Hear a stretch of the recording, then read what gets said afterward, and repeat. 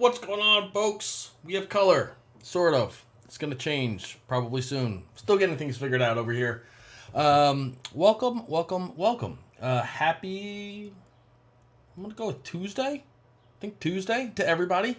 Vlad, Miha, good to see you guys in the chat. Today we're gonna do things a little bit differently. I spent the morning doing a little bit of editing, trying to figure out what it takes to actually put together a video. And I figured the simplest thing to do was something simple and just like some efficiency tips and tricks in Photoshop. Because I felt like that would be very simple, and it turns out I know very little about editing together a video. So it was a learning experience this morning. We're going to watch it here in a couple of minutes. It's like 20 minutes long, I think. I should have checked that. I'm not entirely sure. Around 20 minutes. And I would love to know what you guys think. It's going to be playing and we'll be live, but I won't be talking. I'll be talking to you guys in the chat. Is it? Yeah, it's probably a bit desaturated, Vlad. I gotta get rid of this Logitech. Here we go. There's a little bit of saturation. This Logitech's driving me nuts. You're gonna see color change a whole bunch during the video. I'm sure it'll blow out at some point here. They make webcams. They do it poorly. It really bothers me. But yeah, so a couple of tips and tricks of just like little things that I use all of the time that in and of themselves aren't huge, but cumulatively, I use them so often that if they save me a second or two and keep me in the flow while I'm working, they add up to like making the Photoshop experience way more efficient, at least for me. And this is an attempt at making a video, kind of. Yeah, that's what we're going to do today. Milan, good to see you here. Thank you, buddy. And Luca, you as well. Thank you for coming. That's all I got to say to kind of announce it. Otherwise, I'm very curious to see what you guys think of it. Just going through the process has allowed me to like think through what it would take and how to do it smarter, both on the recording end and on the putting it together at the end. And so hopefully there'll be more. I think I could probably be a little bit more succinct would be my major criticism of myself, but that's kind of always been a criticism of myself. So yeah, Luca, we got a little bit of color for as long as Logitech obliges. I don't know why I can't get it to like take the settings and just stick with them. It keeps throwing the gain way up, which blows everything out. It wants the whole room to be bright, and I don't want the whole room to be bright. It's a everyday struggle, folks. Everyday struggle. Okay, so with that, I will be in the chat with you guys watching along, and we'll see how it goes. Fingers crossed. Cheers to everyone, and a happy Tuesday. Let's get going. I think this should start playing in a second. If you guys can't hear it, or there's audio issues or video issues, please let me know in the chat, because I don't entirely know what's going to happen. We will find out. Let's do it. Hey there, folks. I've been wanting to make videos for a while now, and I have a bunch of ideas of things I'd like to make, but I've never made one of these before, don't really know how to do it, or even to think through the whole thing. So today we're going to start with something super simple, 5 tips and tricks to help you work efficiently in Photoshop. Let's get started.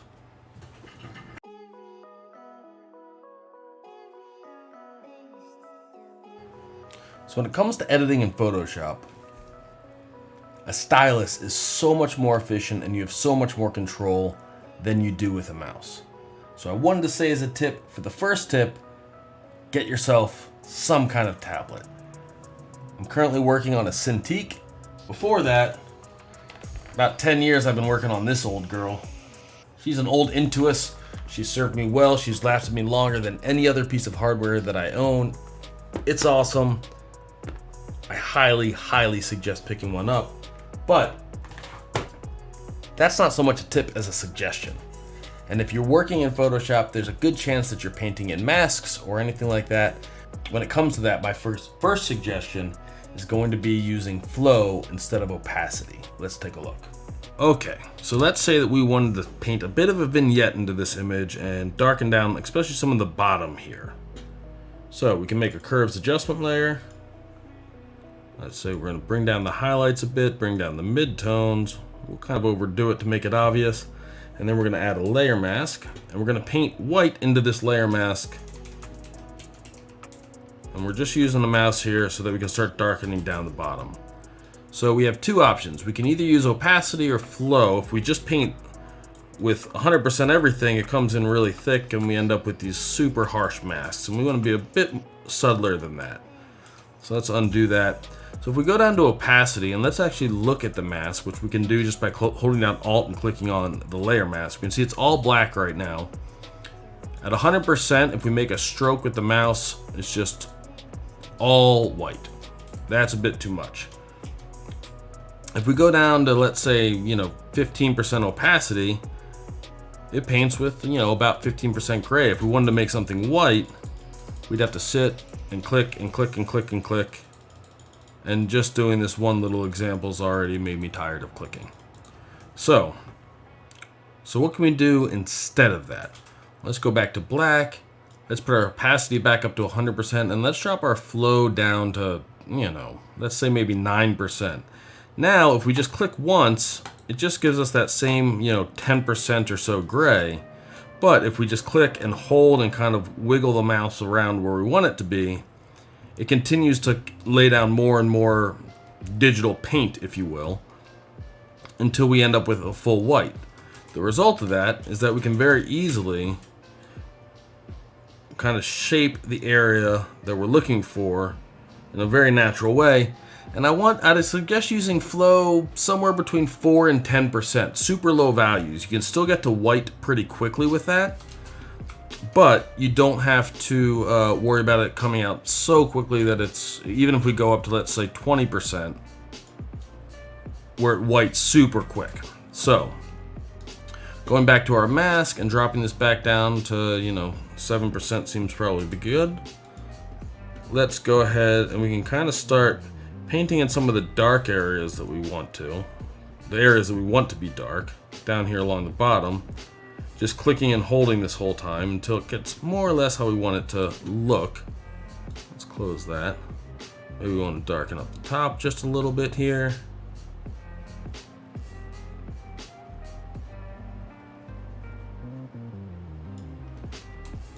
And we've created a, somewhat complex mask, very simply, only clicking once.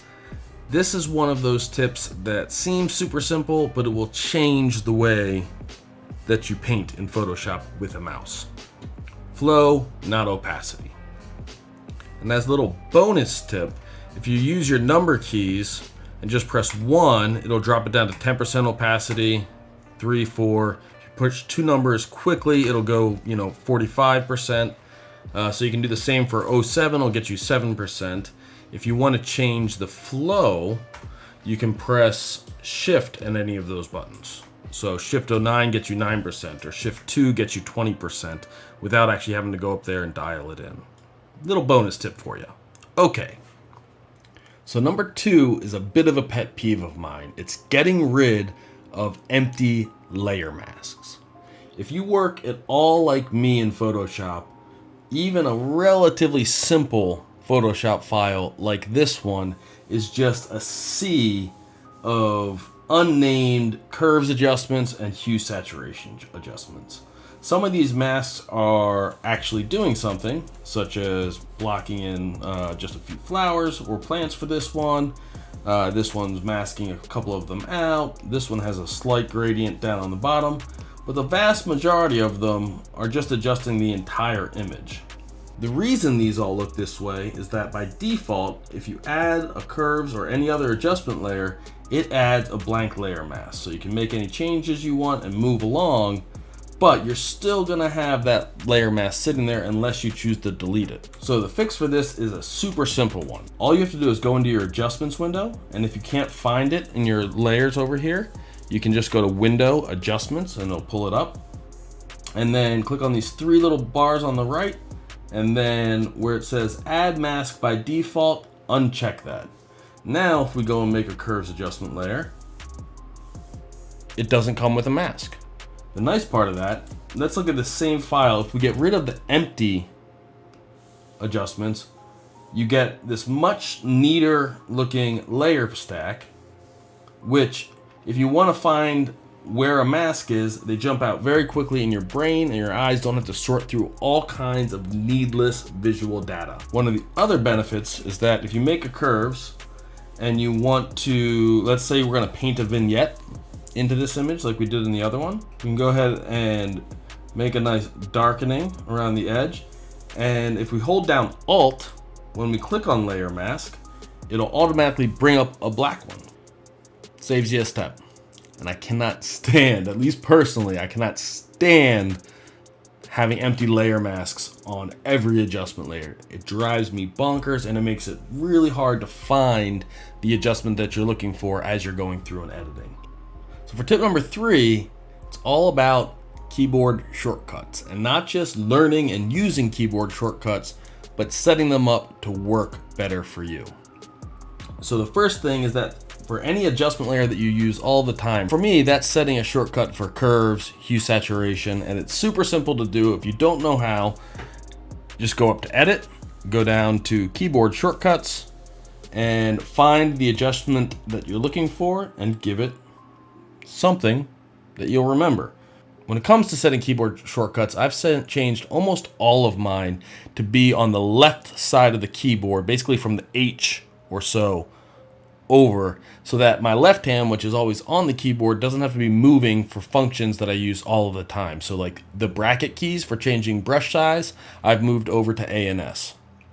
I started doing this a long time ago, and the less your left hand has to search for keys, or you have to take your right hand off your mouse or your tablet and go and use both hands, the more efficient you're going to be in repetitive tasks. And that little bit of time you save each time stacks up really quickly and keeps you in the flow of editing.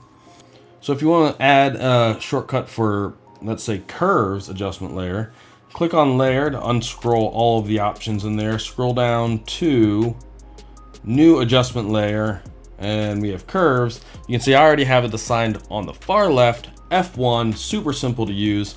If we wanted to add one to levels, let's say we wanted to put that to F3, if that is already being used by something else, it'll let you know, and you can either accept that and go and change the other one, accept it and just leave it, or undo changes and pick a different letter, pick a different shortcut.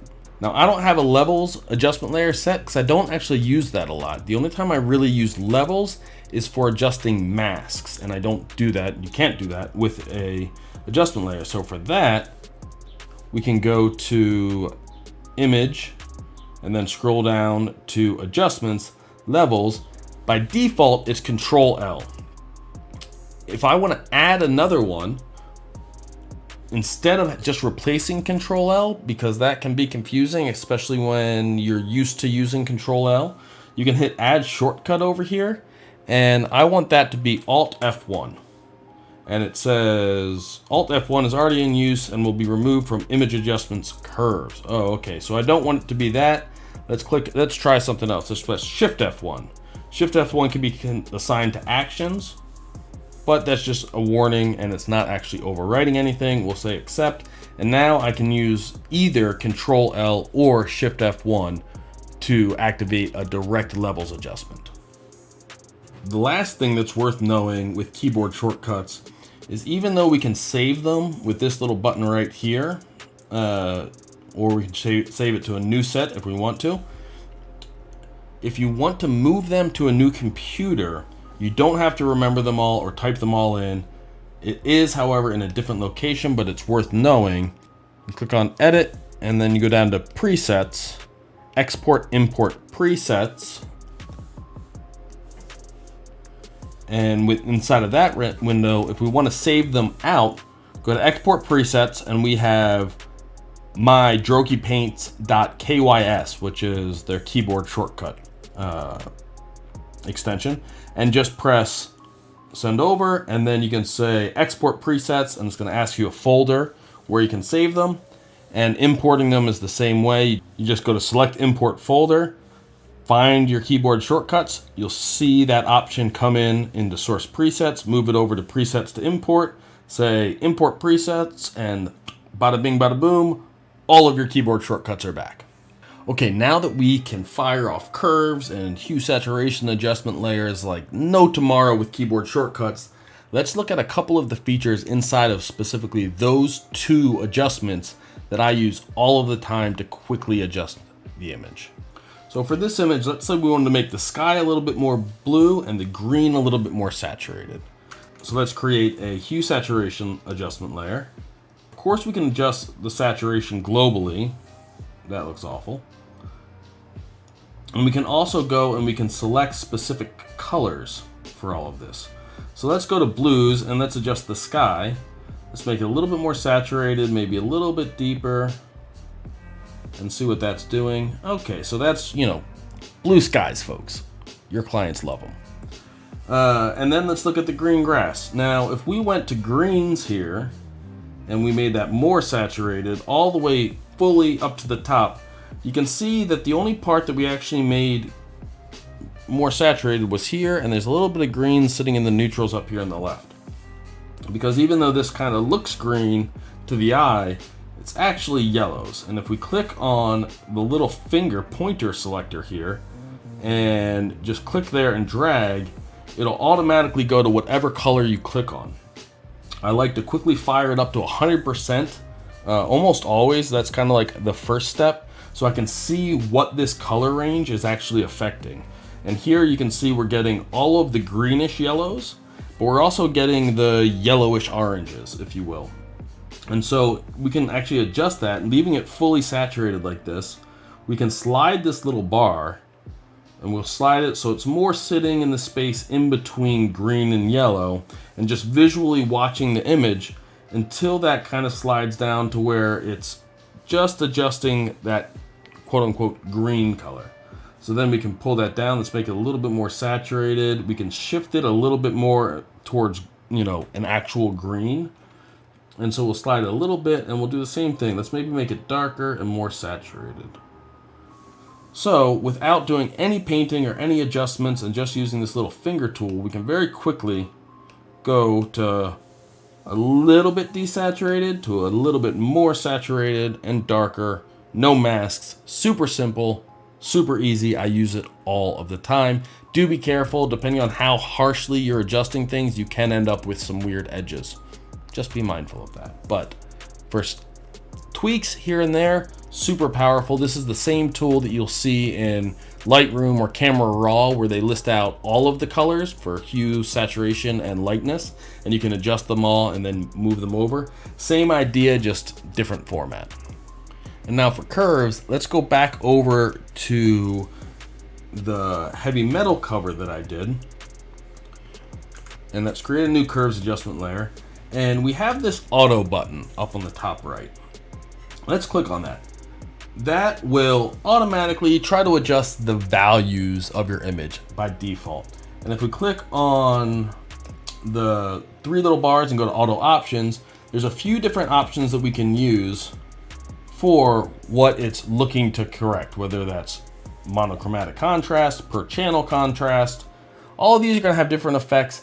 This can be super useful if used in a very specific way for integrating photos into an environment, which maybe we'll do in a later video. But by and large, the auto tool I don't find to be super useful. What I do find to be super useful is the middle of these three eyedroppers. So that all kind of look the same, but at the top we have black, the middle one's the gray point, and the top one's the white point. So if we click on the middle one and we click anywhere in the image, what it's gonna do is try to neutralize the color underneath of your eyedropper. So if we click on the red, we can see that the whole thing's getting cooler. We can reset that. If we click on, we don't really have any blues, but if we click on the blues, we can see that it gets warmer. This is kind of like auto white balance, or it's very similar to that. It works a bit differently. But what I tend to find when I'm working is that an image like this, you can see there's a little bit of a red cast over the entire thing. And as you work in an image more and more, I do find that your eyes get used to it. So if you're looking to make a warm image, I at least have a tendency to make it a little bit too warm or too red and orange overall. So if we go ahead and select, just kind of this mid-tone grayish warmish color, it's going to make the whole image very, very blue now, right? So this is not the look we're going for. I'm still going for warm, just not color casted warm. And so if we just now take this and slide the opacity way back, even if we go to just something like 20%, let's say, and usually I find that somewhere between 20 and 50 works really nicely for this, and we flick it on and off, you can see that we're getting a lot more variety and depth in our hue range throughout the image. And actually we can add a hue saturation layer. Let's make it fully saturated. If we turn this curves layer off, you can see this whole image is mostly oranges and yellows.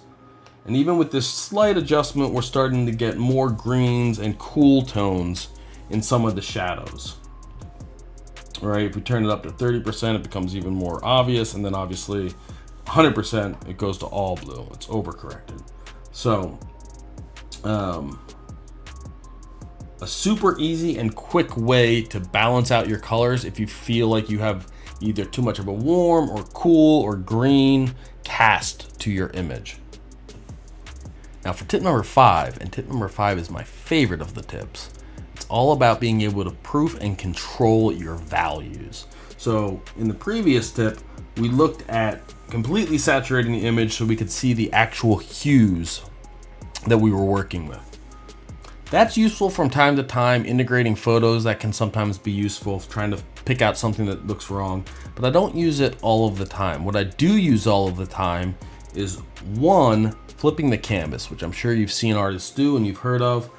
You can go to image rotations, flip canvas horizontal. You can see I have that set to F11, which will flip all your layers, everything from left to right, so that you can look at your image with fresh eyes. You look at an image for too long and it stays the same. So I'm constantly flipping back and forth to see the image anew while I'm working on it. The other thing that I find really useful for checking how things are working is looking at the image in black and white. So I can ignore all of the colors, ignore saturation and hue, and just look at value. Super duper valuable. Now we could, of course, use a hue saturation layer, and as opposed to saturating it fully, we could desaturate it. That's good and useful, but if I want to look at changes or see how far along the image came, and I go and I isolate the base render that we started from, it goes back to color, which makes it hard to give like a one-to-one comparison on how the hues are being adjusted, or if I've adjusted anything too far or not far enough. Similarly, if I have black and white on, and let's say I have a blank layer and I'm doing some painting to adjust the sky, when I sample colors inside of this, I get the black and white colors. Same thing if I make a copy merged layer, that merged layer is now black and white. I want it to be color. The fix for this, I didn't come up with this. I believe I learned this one from Marco Bucci. I'm not positive on that, but I believe he uses this technique, and I think that's where I learned it. His videos are great. It's all about digital painting. He makes awesome artwork and awesome videos. Definitely check him out. Linked below. So the technique that I use for this, rather than a hue saturation layer, is proofing. So by default, if you go up to View and Proof Setup, it's probably set on your computer, if you've never changed it, to working CMYK. So if I press Control Y, you can't really see any difference in this image. It's giving you a proof of what it might look like, or a closer approximation of what it's going to look like when it goes from RGB to CMYK for printing. Instead of that, if you go to View, Proof Setup, Custom, and inside of Device to Simulate, click on Working Gray Dot Grain 20%, and that's going to be black and white. By default, the toggle for proof colors is Control Y, and so you can just Control Y back and forth between black and white and color. And the great part is that now if I go back and look to where we started, it stays in black and white. And if I sample colors off of the canvas, you can see that we're still getting all of the color value. It's just displaying black and white to us. Similarly, if I make a merged layer, that layer is actually in color. and not in black and white. So super useful tool for quickly taking a look at your values, seeing if things are feeling too far in the distance, not far enough. Values are incredibly important, and I would say more important than color or hue, at least by my estimation. But they can be hard to evaluate when you're seeing an image, especially a fully saturated image. So proof setup, working dot grain 20%, and then you can toggle back and forth between color and black and white and continue working on things while you're viewing it in black and white. It's wonderful. It's fast. It's easy. The easier it is, the more likely you are to use it. The more you evaluate values, the better your images will be. Folks, I really hope that you found something useful in those tips. If you have any questions, please leave it in the comments below.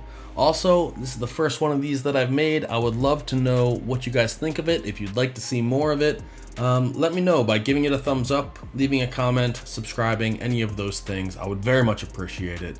Otherwise, you can find me most days streaming live at 1 p.m. Eastern Time on this channel. Thank you all. Happy rendering, happy photoshopping. Be well. How long am I supposed to hold that for? I don't know. Back to work.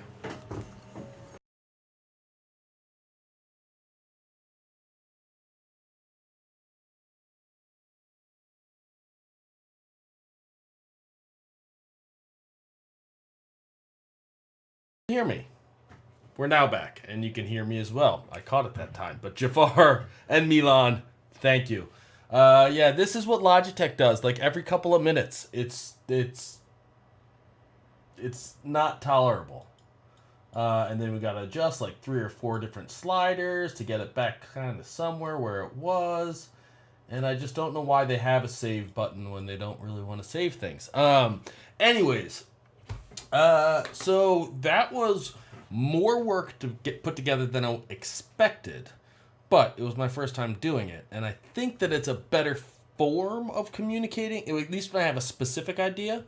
So I want to do more of it, but I would love to know what you guys thought of kind of a more condensed and coherent, I think, delivery of thoughts, ideas, and opinions. Because I'm still trying to fit. You know, we're on live stream 66 over here, and I'm just now really trying to get this thing figured out. But I'm thinking that that's better. My gut is that that's better. At least it's, you know, you don't have to sort through a rambling hour if you ever want to find something again. Maybe sort of. You only have to. That was like 20 minutes, so you still have to do a little bit of sorting, but that's kind of what I'm thinking. I'm hoping that with a little bit of practice, both on, recording and making those, and also editing them, I'll get faster and faster, because that's what practice does. Milan, I'm glad to hear that you like it. That is great. I also like being able to like chat with you guys without also feeling like I have to, you know, be doing things or entertaining since it's already done. Yeah, Jafar, I think that for like some of like the creation stuff that doesn't have like a specific message that I'm trying to get across, I love the live streams, especially when it's just kind of a chill day to have a beer and do some painting or concept stuff or loose and freeform editing. But when it's like trying to communicate a very specific thing, I think that that format might be one I try to do more of and make better. So I expect we'll see more of both, hopefully. But guys, that's all that I have for you today. I thank you all for being here as per usual and checking it out. If you liked it, if you dug it, I'd love for you to share it. That would be awesome. And if not, just keep hanging out with me, keeping me company in the middle of the day, as long as we're still all, you know, pretty much locked down. They're easing up on quarantine over here, but it doesn't mean much. So guys, thank you very, very much.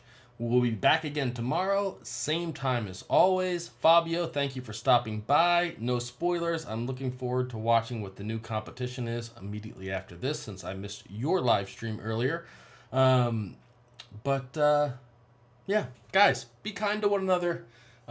Be well, and as always, thank you. We will talk to you very, very quickly.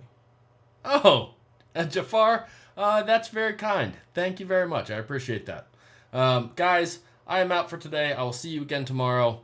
Awkward time. Oh, I don't even know what's. Here we go. So cheers, guys. Enjoy your days. Beep. Boo.